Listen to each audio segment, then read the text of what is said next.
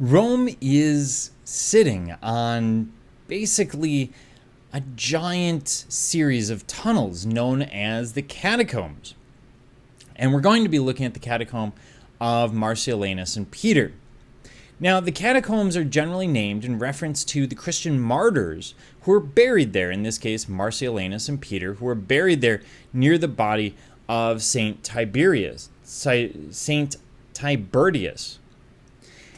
These catacombs develop for specific reasons.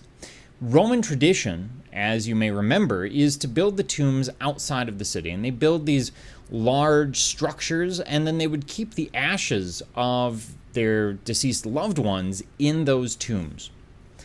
The Jewish and Christian communities, as well as the pagan community, can't always afford this. So what they do is they use the mines that are already there, that were used to find the stone that often built Rome, primarily limestone, etc., tufa, other stone materials. And they're going to dig into this bedrock even further beyond the mines to create these fairly inexpensive burial places, inexpensive by Roman standards. It is estimated that there are about 20,000 bodies buried in the catacombs of Marcellinus and Peter alone. And this catacomb is said to cover 3 hectares with about 4.5 kilometers, or nearly 3 miles, of subterranean galleries on different levels. In fact, we haven't mapped all of them. We don't entirely know where all of them are. And of course, Rome has developed beyond what were the old walls of the Roman city.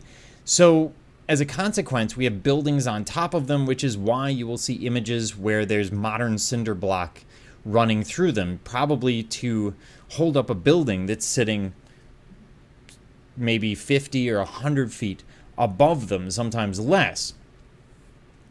Within the catacombs, we see a variety of frescoes, typically representative of pagan, Jewish, and Christian traditions. And we see some small artifacts. This is Orpheus, who is definitely not a Christian saint or a Christian figure. This is a pagan figure. But again, these catacombs are used by the poor in Rome, really no matter what the religion is, although they will be primarily used by Christianity as time progresses. The galleries and everything that you see are really funerary galleries, and we're going to see them in specific areas. The reason is you need some place to have the funeral service before actually burying the body, into these niches that are cut into the wall, as we see here, some larger, some smaller. In some places in the catacombs, they're actually in the floor as well and would have been covered by boards. It would have been a really sort of disturbing place to a modern person walking through them, but at the time, the idea of dealing with death very closely would have been a common fact of life. They also never held services in these. There is no hiding in them. The Roman officials, the government, is well aware of the fact that these exist. So it would be a horrible hiding place. Plus, do I really want to hide in a place where there might be only one exit? It just doesn't make a lot of sense. So it's not really what they're going to be used for. And not all areas are frescoed. Much of the space is left for the pragmatic concern of burying bodies.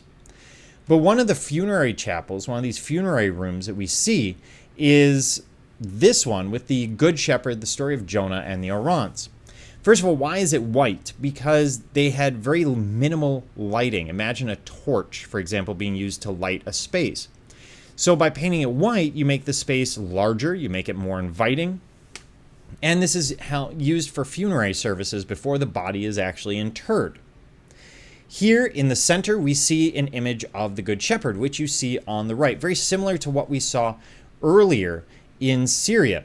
And when we look at him, you'll notice that he appears to, again, have fairly short cropped hair and a complete lack of facial hair.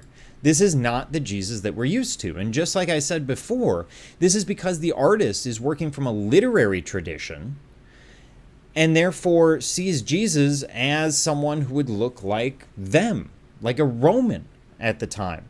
Although we continue with the image of the sheep, this idea of the shepherd, of someone who is taking care of his flock. Surrounding that image of the Good Shepherd in these semicircles, what we see are images from the story of Jonah, which is very, very common at the time, far more common than what we see today. Jonah is a story of faith, having faith that things will work out, that God is on our side.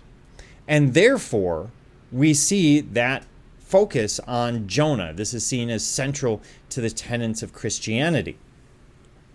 You'll also notice that he's not swallowed by a whale, he's swallowed by a sea monster, because their understanding, their translation is that he's swallowed by a sea creature.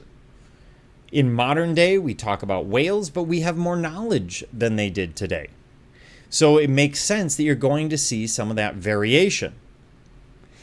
Then we have the orant figures, who are these figures that are praying around the side, and they have their hands up. And this is very, very different because this is their form of prayer. Hands upturned, as if you're praying to the sky, to things above, which makes sense. This is going to be a prayer to heaven. The idea of clasping hands is one that will come along later on. These scenes, combined with the orant figures, help solidify an understanding of the figure in the corner. The orant figures tell us, or the figure in the center, the orant figures tell us that that figure in the center is someone that we should be willing to pray to. And being that that's an image of Jesus, it makes a great deal of sense. At the center, again, we have that image of Jesus as the Good Shepherd, or calf bearer, or shepherd in general. Here he's youthful, he's clean-shaven, and he's definitely not our standard image of Jesus. But again, this is an evolution that's taking place. We haven't seen the large-scale conversions of Northern Europe yet that will give us the classical form of Jesus that we're used to today.